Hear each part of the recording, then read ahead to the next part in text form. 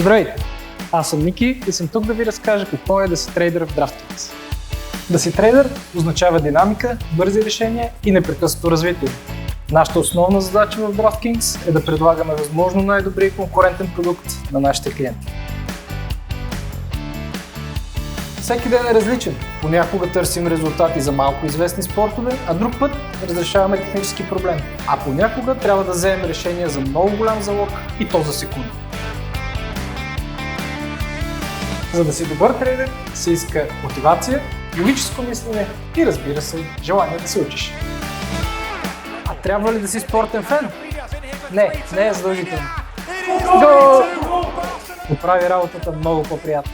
За да си във форма за тази позиция се изисква немалко. Обичаме данни, статистиката и постоянно се адаптираме. А как протича един ден в трейдинг екипа?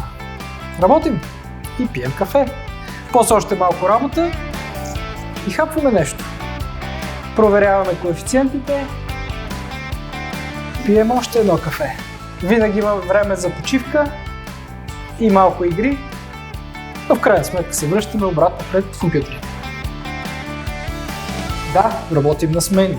Да, дори и през уикендите. Не е лесно, но никога не е скучно.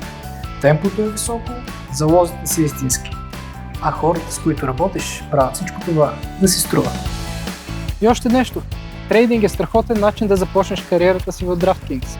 А щом веднъж си част от екипа, възможностите са навсякъде около теб. Разгледай отворените ни роли в сайта ни още днес.